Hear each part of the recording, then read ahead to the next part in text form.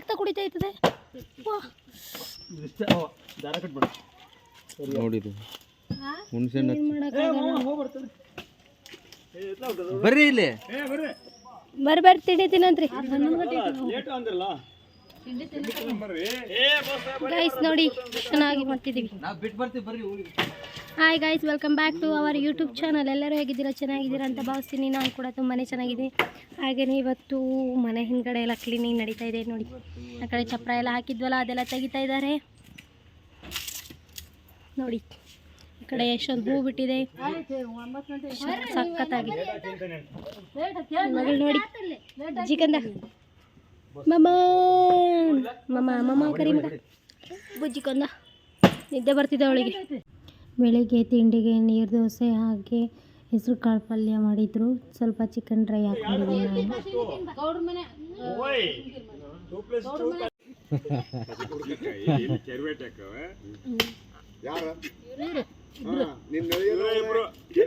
ನಾನಲ್ಲಪ್ಪ, ಬೆಂಗಳೂರು ಹೋಗೋ ಸಲುವಾಗಿ ನಾನು ಇಲ್ಲಿ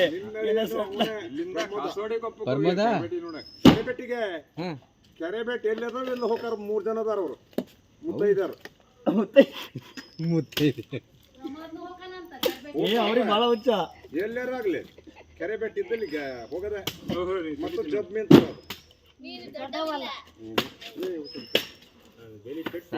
ಜಬ್ ಮೀನು ಸಖತ್ತಾಗಿ ನಮ್ಮ ಮನೆಯಲ್ಲಿ ಗುಲಾಬಿ ಹೂ ಬಿಡ್ತವೆ. ನಮ್ಮಮ್ಮ ನೆಟ್ಟಿರೋ ಗಿಡಗಳಲ್ಲಿ ತುಂಬ ಚೆನ್ನಾಗಿ ಹೂ ಬಿಡ್ತವೆ. ನೋಡಿ, ಒಂದೇ ಗಿಡ ಎಷ್ಟೊಂದು ಹೂ ಬಿಟ್ಟಿದೆ.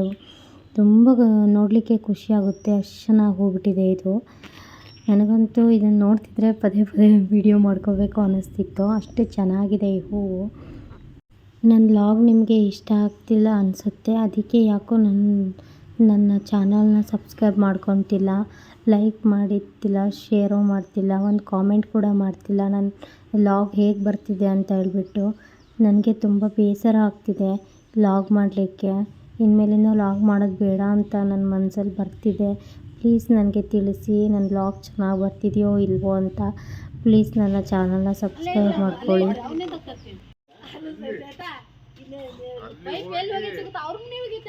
ಈಗ